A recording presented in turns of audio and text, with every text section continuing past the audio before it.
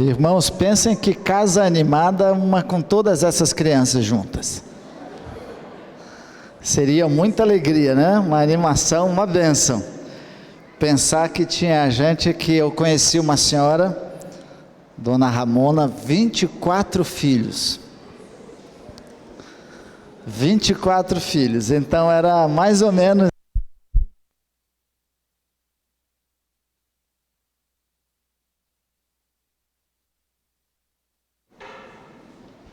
dentro de casa. É um desafio. Irmãos, depois disso, abramos as nossas Bíblias. Nós hoje pela manhã tivemos, pode abrir no livro de Lucas, Evangelho segundo Lucas, capítulo.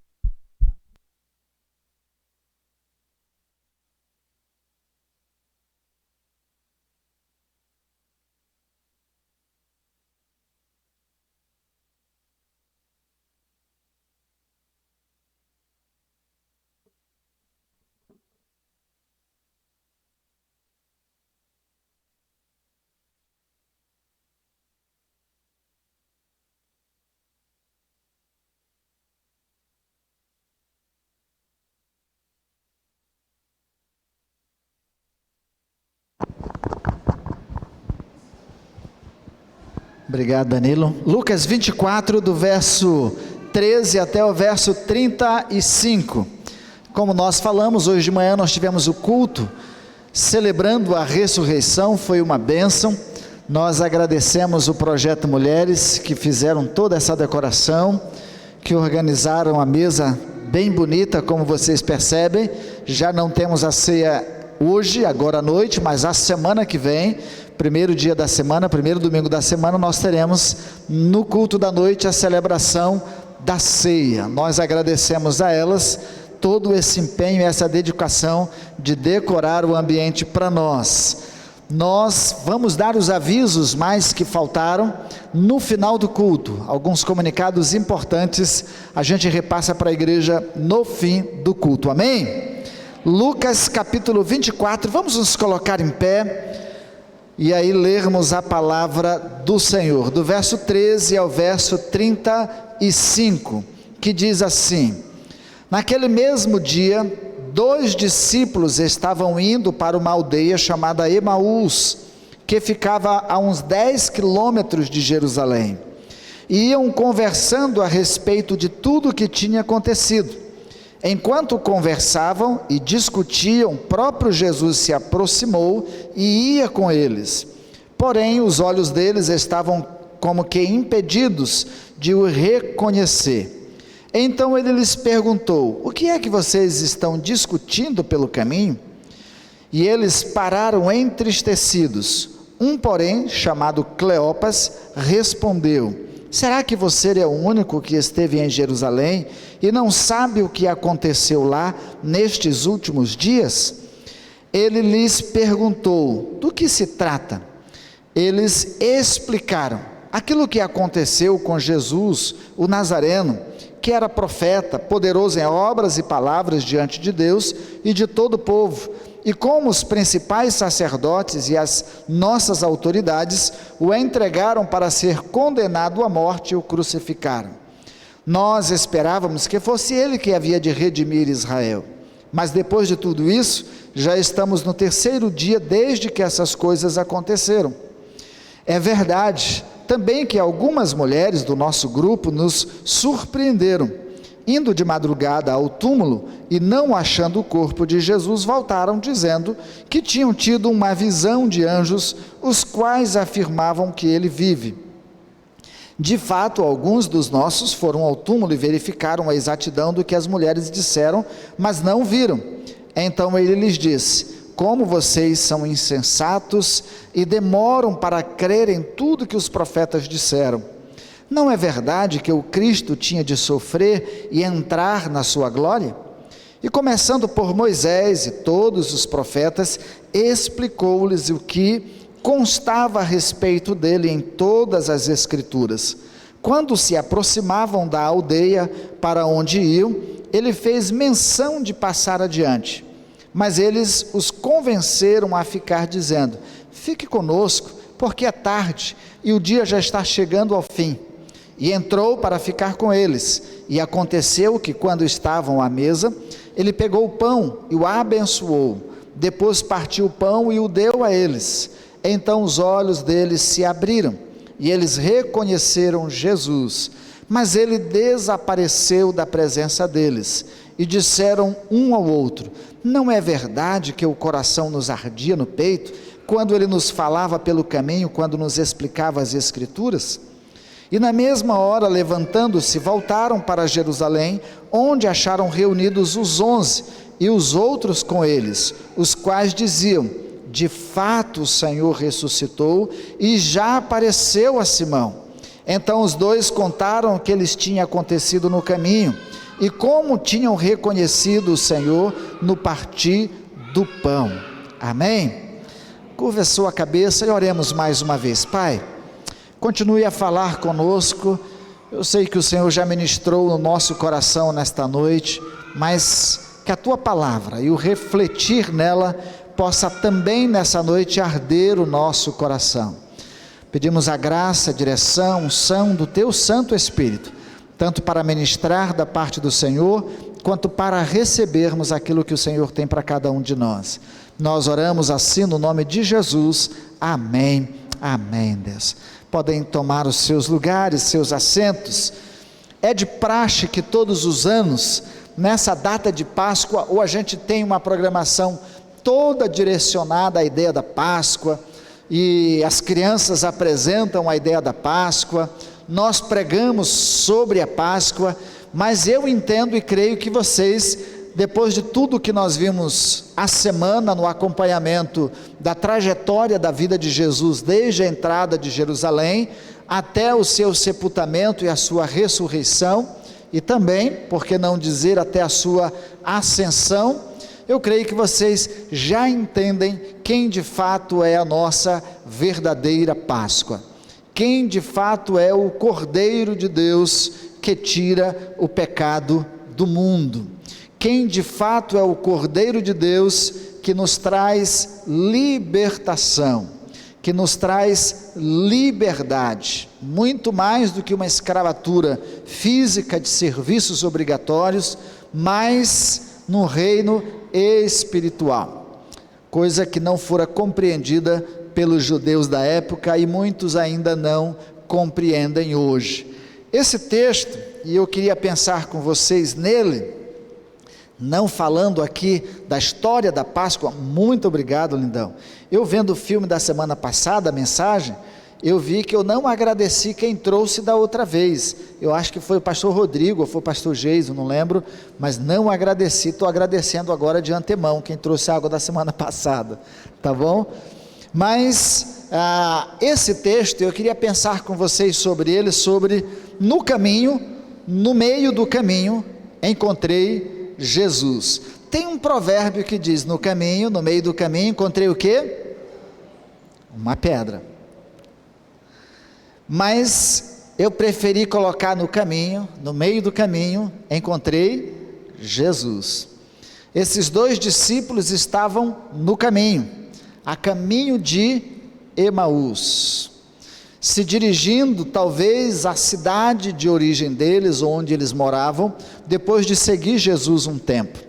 Cleopas, alguns entendem e acham que era casado com uma Maria, e eles estiveram durante a crucificação de Jesus e acompanhando todo o período ali de preparação da Páscoa e da vida de Jesus. Alguns entendem aqui que não eram dois homens, mas eram um homem e uma mulher, seriam um casal, voltando para casa depois de todos os acontecidos. Especulação, nós não temos essa testificação dizendo que de fato era um casal, mas alguns entendem e interpretam assim.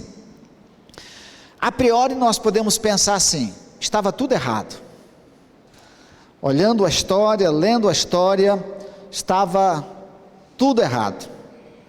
Diante de tudo que Jesus havia feito, diante de tudo aquilo que Jesus havia ensinado, a postura desses dois discípulos estava de fato enganada.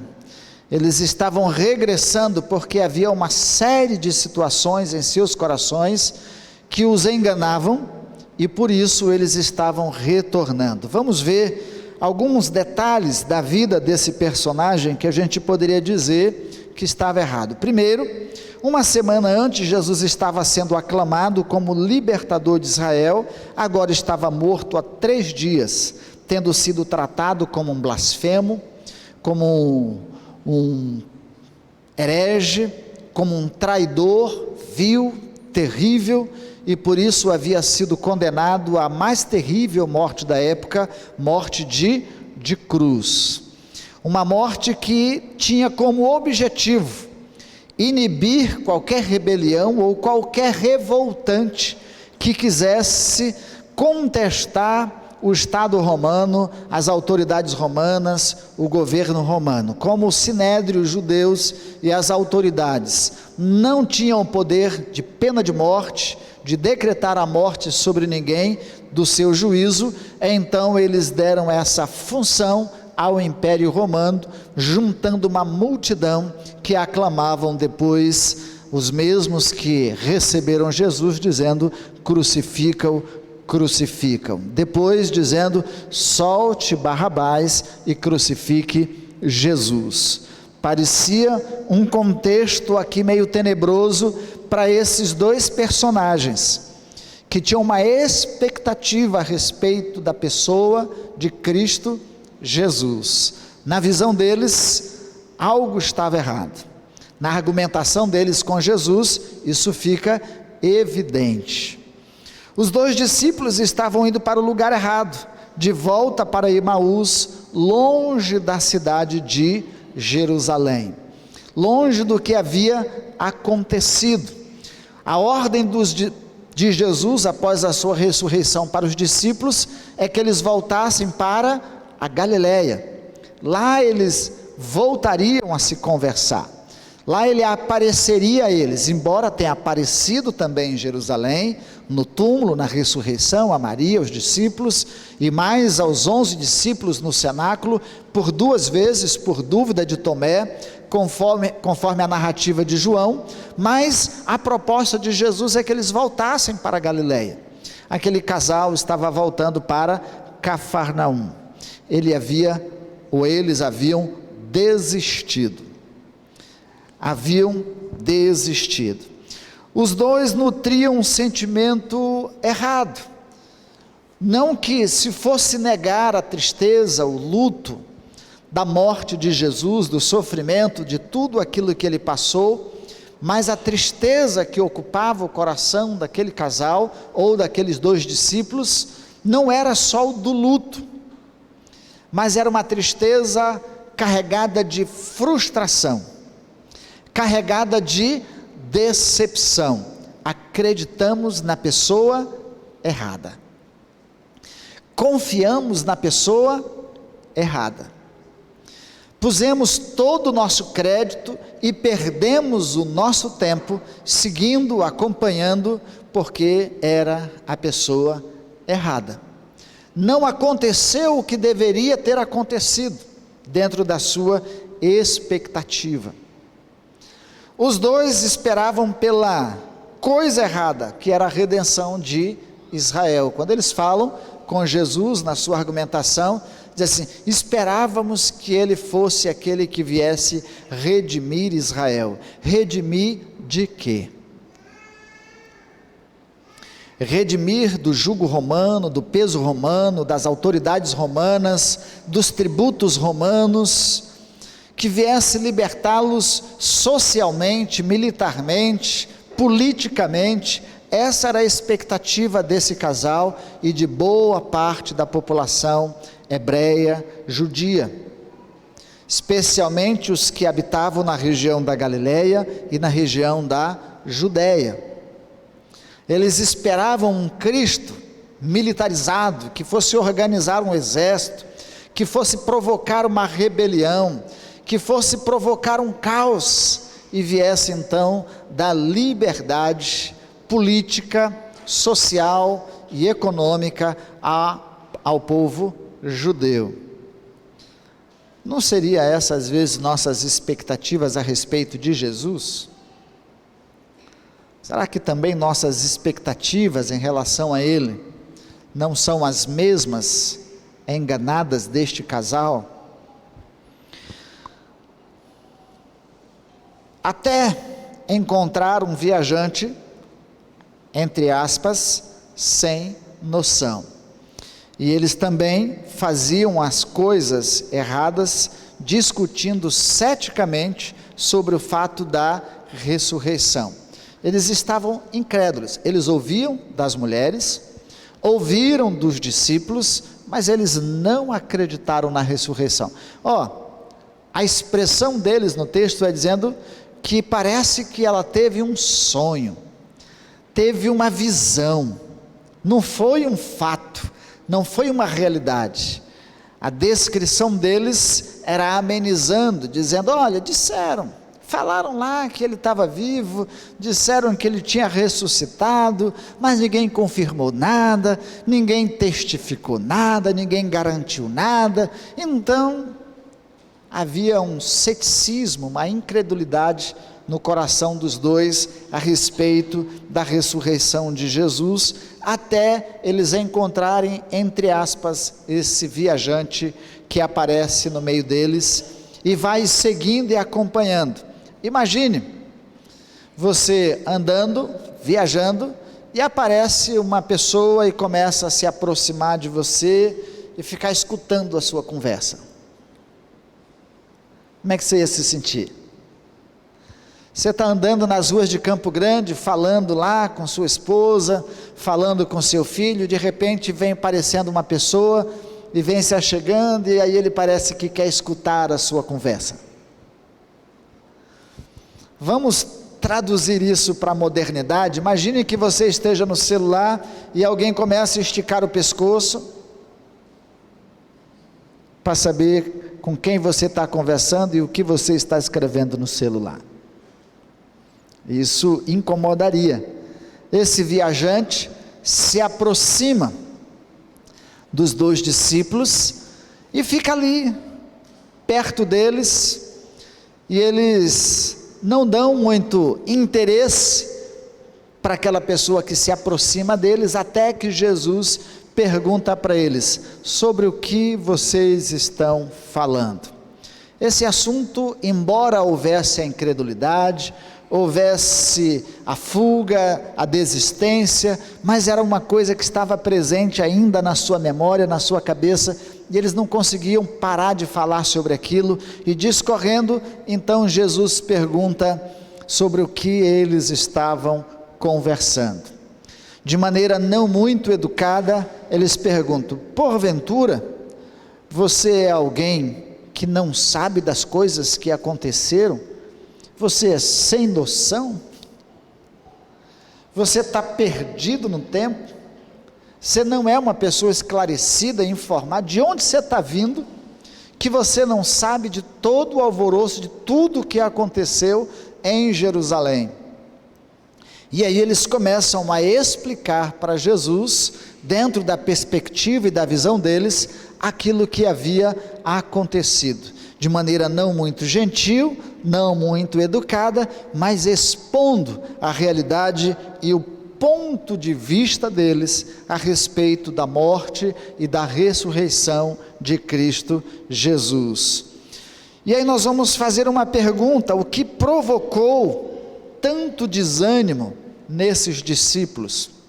Diante da história, daquilo que a gente colocou aqui, o que parecia estar errado na visão deles, dos acontecimentos, mas o que provocou tanto desânimo ao ponto deles desistirem e voltarem para casa, saindo da cidade de Jerusalém, tão entristecidos e tão desanimados? Poderíamos perguntar, como reforçando as indagações anteriores: fora a morte de Jesus e a crueldade dos seus algozes? Eles ficaram impactados, impressionados, porque foi um espetáculo público. A crucificação de Jesus foi um espetáculo. As pessoas acompanharam a caminhada do Gólgota, a trajetória, desde o período do julgamento de Jesus no Sinédrio. Lá tinham muitos observadores, inclusive Pedro, que estava lá quando negou Jesus. Imagine os curiosos, eram 70 homens de autoridades julgando Jesus. Depois, muito cedo, de manhã cedo da sexta-feira, foram ao pretório, foram ao lugar romano onde ficava o governador, para levar Jesus para ser julgado, e toda a multidão estava lá. Jerusalém, se a gente não fosse dizer 100%, mas havia uma boa parte da população naquele lugar. E eu fico a fazer contas, porque nós temos ajuntamentos em Campo Grande, aglomerações, discursos políticos a gente já não tem tanto ajuntamento, mas ainda é registrado um dos maiores públicos, um dos maiores ajuntamentos de pessoa em Campo Grande, foi quando veio diante do trono, eu não lembro o ano, mas eu lembro que eu estava lá como um dos mentores e organizadores. Foi o maior público de pessoas, não tinha lugar em Campo Grande para juntar a quantidade de pessoas, nós fomos fazer lá na região do SESI, lá no José Abrão, lá naquele escampadão, você lembra, pastor? Era da sua época? Quando o povo pulava assim, aquilo virava um poeirão, parecia a música da Ivete Sangalo,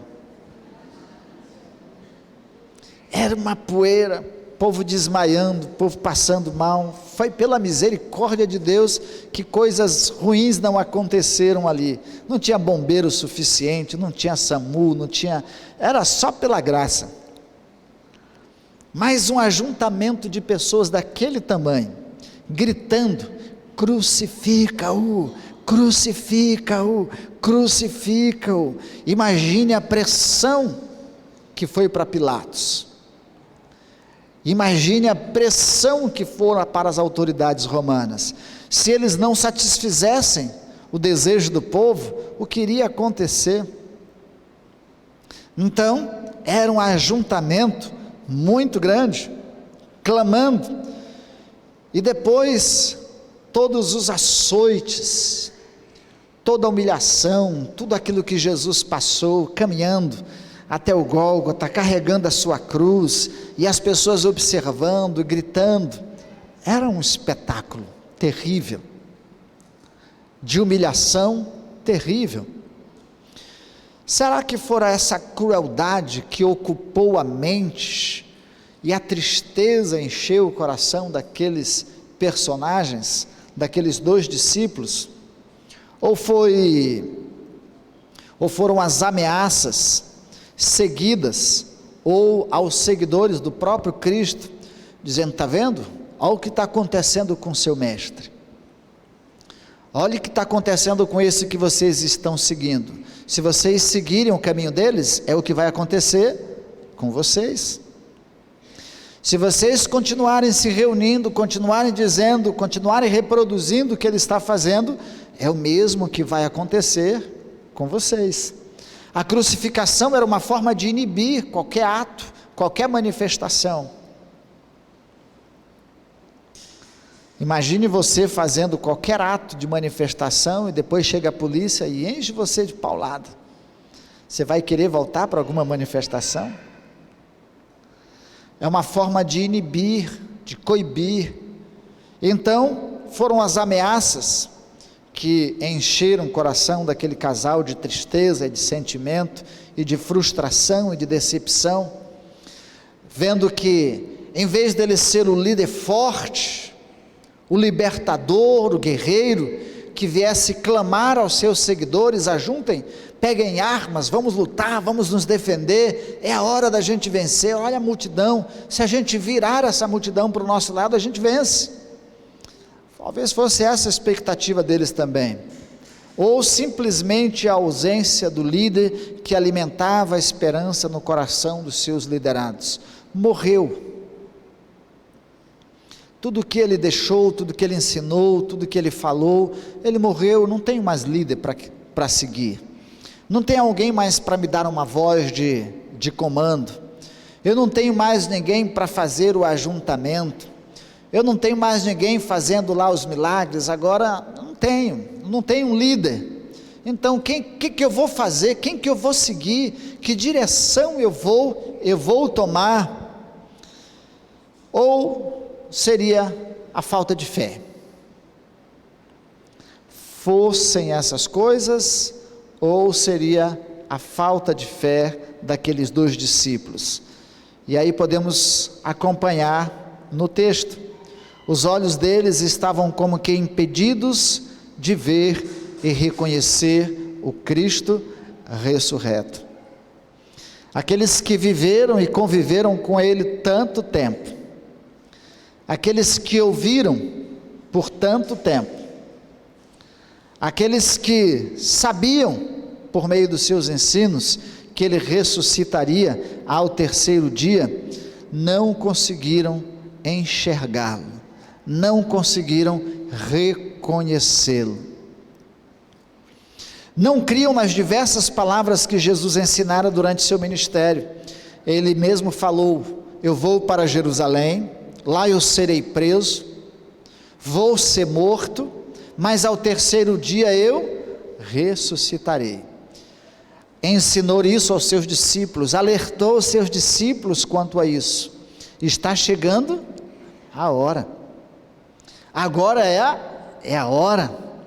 Então Jesus em todo o tempo foi dando passo a passo aos seus discípulos, os mais próximos, os mais íntimos, e essas informações foram repassadas. Você vai encontrar isso em Lucas capítulo 9, do verso 22 ao verso 23, capítulo 9, verso 44, capítulo 11, verso 29, e segue diversos outros capítulos e versículos de Jesus alertando os seus discípulos como dele haveria de acontecer, ou que com ele haveria de acontecer.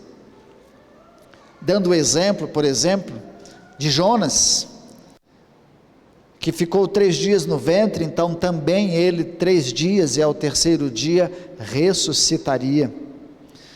Eles não creram no testemunho das mulheres que disseram ter visto o Cristo, o anjo, ou os 2 anjos, na descrição de Jesus, Maria e de Lucas, os 2 anjos que foram vistos, cada um com uma narrativa peculiar, específica. Os 2 anjos lá anunciando: o que vocês estão procurando não está morto, mas ele vive. Maria que permanece chorando, tristecida, pensando que roubaram o corpo de Jesus, até que Jesus aparece a ela como ressurreto, e também anunciando a todos os outros discípulos, a Pedro que viu e testificou, e todas essas informações que chegaram a eles, eles não acreditaram, se esqueceram de tudo que eles haviam recebido, de tudo que eles haviam aprendido, de tudo aquilo que eles tinham recebido pela convivência com Cristo Jesus. E o que fez o Cristo ressurreto por esses 2 discípulos? Desistentes, incrédulos, sem fé, que desvalorizaram ou esqueceram, ou fizeram-se de esquecidos de tudo que tinham recebido. O que fez Jesus ainda com esses 2 homens? Vamos ver. Primeiro, Jesus se fez presente quando eles precisavam de companhia. Eles estavam a caminho de casa de Emaús, e eles precisavam de alguém que pudesse consolar o coração deles, que pudesse entender a tristeza deles, que pudesse compreender a frustração deles, que pudesse compreender a decepção deles. Embora fosse uma incredulidade contra tudo o que Jesus havia feito, mas Jesus estava presente. Na hora da desistência, na hora do abandono, na hora do regresso, Jesus se fez presente no caminho de Emaús. É interessante, porque se a gente olha para as escolas filosóficas, principalmente os primeiros, Platão, na sua escola de líderes, e depois Aristóteles, que criou uma escola chamada de No Caminho, ou seja, ensinando as pessoas enquanto elas caminhavam, lá na sua escola, no sentido da contemplação, caminhando e ensinando e mostrando as coisas, as experiências, as ilustrações da própria vida, como uma forma de ensinar comportamentos, vidas, pensamentos e tudo mais. Jesus no caminho.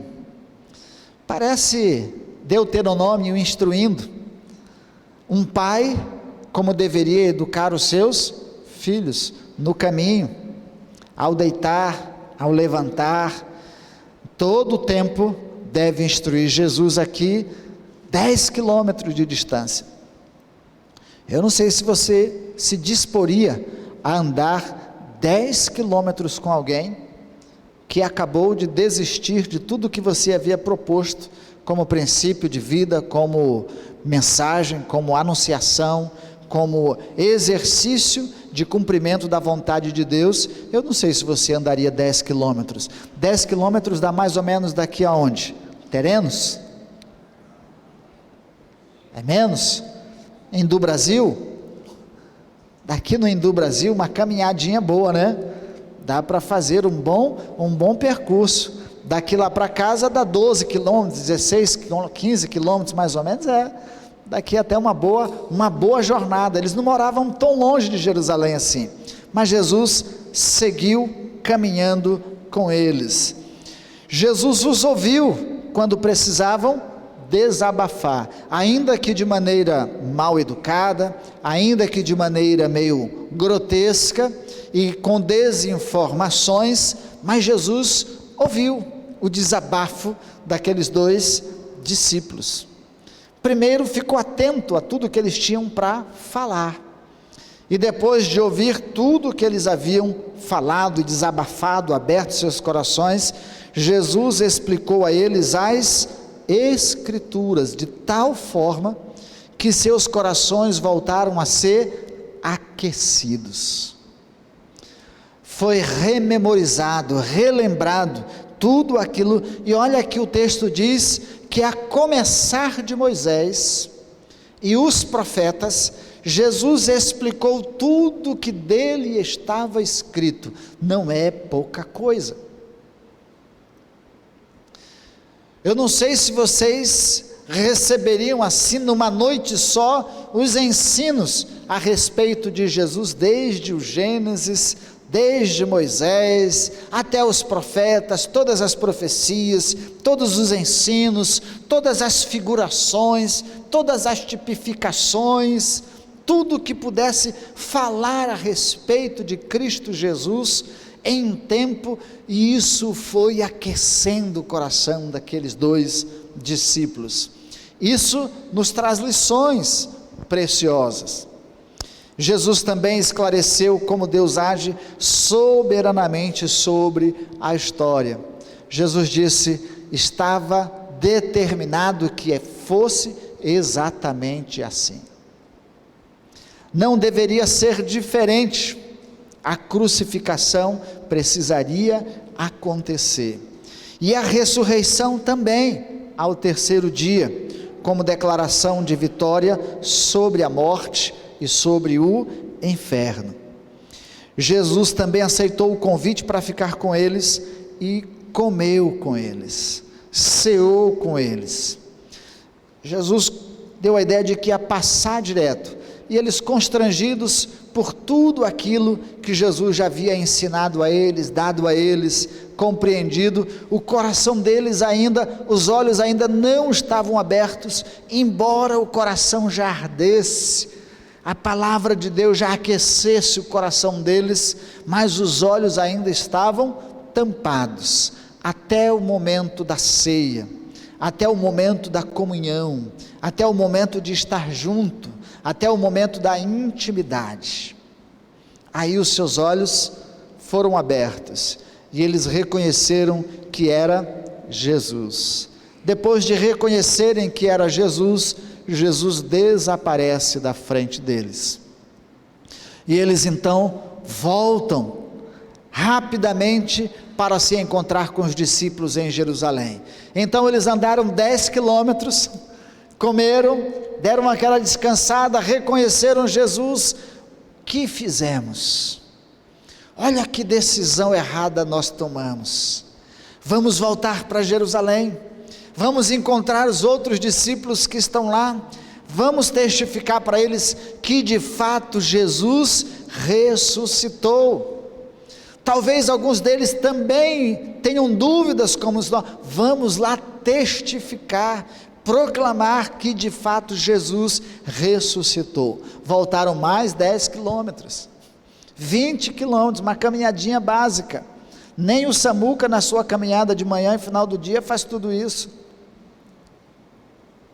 Faz uns 5, Samuca? Faz uns 5. Dá para caminhar com o Samuca já. O Braz também, os nossos caminhadores oficiais aqui. Então, esse percurso, agora eles retornam para Jerusalém e vão testificar junto com os outros discípulos. Jesus abriu seus olhos para enxergar o Cristo ressurreto. E Jesus transformou pessoas incrédulas em testemunhas motivadas, entusiasmadas, para anunciarem a sua morte e a sua ressurreição. É possível que isso se repita nos nossos dias.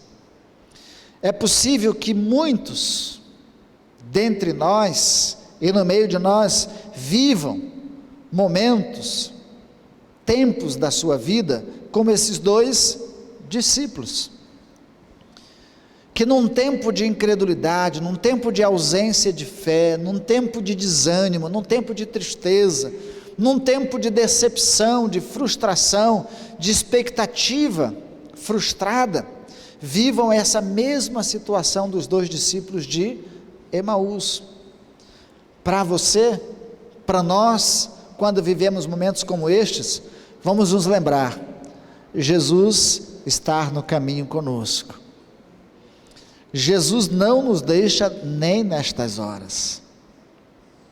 Se precisamos desabafar, ainda que grotescamente, ainda que ignorantemente, ainda que mal educadamente, de alguma forma, nos expressemos diante de Deus, Ele vai ouvir o nosso desabafo, Ele vai ouvir o nosso coração. Mas saiba também, que depois de ouvir o nosso desabafo, as nossas ignorâncias, Ele vai nos confrontar com a sua palavra. Ele vai nos confrontar com a sua palavra. E por ela precisamos ser esclarecidos, ensinados, confrontados, corrigidos, orientados, instruídos, até que o nosso coração volte a se aquecer. Ela não vai se aquecer por qualquer coisa, ela não vai se firmar por qualquer coisa, é por meio da palavra de Deus. Nós não vamos conhecer profundamente a respeito de Cristo Jesus, da sua morte, da sua ressurreição, do propósito da sua morte, do propósito da sua ressurreição, não vamos conhecer a vontade de Deus, se não for por meio da sua palavra. E é preciso que nesse caminho, nessa nossa jornada, a gente dê tempo para que sejamos confrontados pelo ensino da palavra de Deus. Senão, o nosso coração não será aquecido. O nosso coração não vai se mover em direção a Deus. Os nossos olhos não vão se abrir. Nós vamos sentir um arrepiozinho aqui, um arrepiozinho acolá, mas o nosso coração de fato não vai ser nutrido, não vai ser alimentado como deve, não vai ser despertado como deve. É preciso tempo também de comunhão e de intimidade com Jesus. Jesus aceitou o convite daqueles dois discípulos: fique conosco, passe a noite conosco, ceie conosco. É preciso que também a gente faça o mesmo convite para Jesus, para essa intimidade, para essa comunhão, para esse tempo mais profundo com Deus. Sem essa intimidade, sem essa comunhão, os nossos olhos também podem não ser abertos. A gente ainda pode até estar cheio de informação, mas sem a intimidade, os mistérios